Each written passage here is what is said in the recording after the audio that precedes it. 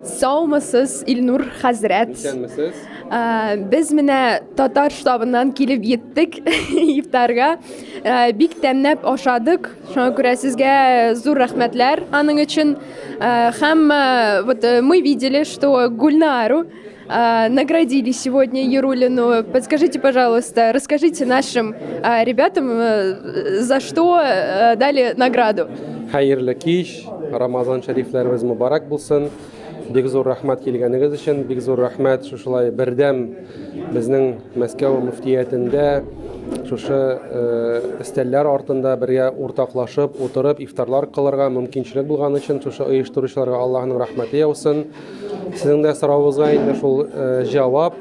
Шушы Ринат кызы Гульнара Яруллинаның яшьләрне җыеп, берләштереп, шушылай Мәскәү җирендә бик актив буларак, бердәм буларак, шушылай хатын-кызлар белән, яшь егетләр белән социаль эшләрен алып бару һәм бүгенге көндә инде төрле төбәкләрдән, төрле шәһәрләрдән, җирләрдән, урыннардан Мәскәүгә килеп, студентлар, күбесе инде алар студентлар, аларны берләштерә алып, бер урынга җыеп, бер-берсе белән таныштыру. Чөнки бу эшне алып бару бер яктан бик кыен, авыр, икенче яктан да инде яшьләргә дини тәрбия, ахлак турында сөйләү, аңлату һәм менә Рамазан шәриф айларында шушылар ничә ел подряд бергә җыештырып һәм яшьләр үзләре үз ихтиярлары белән ифтарлар үткәреп, 100гә һәм дә 100дән артыграк берләштерә алу, бу зур эш була. Шушыны да инде Татарстан мөфтияте исеменнән һәм Камил хәзрәт исеменнән дә инде күреп бу эшләрне, шушыны рәхмәт хатын язып Гульнара ханымга җибәрәләр. Зур рәхмәтләр сезгә. Һәм менә татарлар өчен берәндәй теләкләр әйтегез әле. Рамадан инде татар телендә инде Рамадан үтеп китеп бара. Тагын инде әз генә калды. Теләкләр әйтегез әле әз генә. Әлбәттә инде шушы беренче сүзләребездән бүгенге көндә күреп торабыз, дөнья галәмендә бик зур үзгәрешләр бара. Көндән-көн ниндидер халык арасында ызгыш, тавыш, талаш, хәтта шушы инде аралашып бер сүзгә килешә алмаулары. Менә бүгенге көндә дә инде шушы яшьләребезгә, чөнки безнең киләчәк яшьләрдә, шушы яшьләр арасында киләчәк хәтта шәһәрнең башлыклары, дәүләтнең башлыклары берләштереп киләчәктә законнар принимать итүче яшьләр булачак инде иншалла. Һәм менә алар өчен шушы бүгенге көндә форсатны югалтмыйча, үзләренең ахлакларын ныгытып, үзләрен тәрбияләп, шушылай бер-берсенә киләчәк тормышлары бу дөньяда матур булсын өчен һәм дә инде динне онытмыйча, Аллаһны онытмыйча, ахирәткә ышанып, ахирәткә югалтмас өчен шушы юллар белән тайылмыйча бару. Ул да бик мөһим. Менә шушы штаб татар җирендә дә бергәләштерү шушы яшьләрне, чөнки бит анда бөтенесе дини түгел. Төрлесе төрле гаиләдә үскән, төрлесенә төрле тәрбия, төрле дин ахлагы һәм менә бергәләштереп, бергә сафка басып, кулларны күтәреп, намаз уку, ифтар кылу, менә бу зур эш. Һәм дә инде яшьләргә шушы бердәмлекне саклый алып, шушы үзебезнең кануннар буенча киләчәк балаларыбыз матур дәүләттә, тыныч дәүләттә үссеннәр өчен шушы эшләрне бүгенге көндә алып бару ул бик тә кирәк һәм бик төбәкле шушындый ныклы эшле инде. Хочется пожелать нашим молодым то, что вот на сегодняшний день имеем, это единство.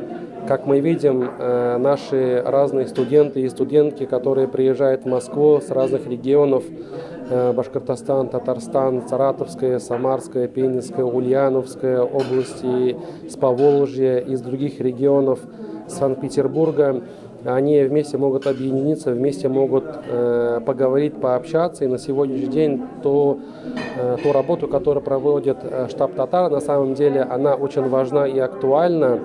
Она несет в себе такой социальный характер, где объединяется молодежь, а мы знаем за этим молодежью будущее, то есть это будущие руководители, будущие люди, которые будут принимать законы. И хочется пожелать, чтобы они смогли сохранить единство на сегодняшний день.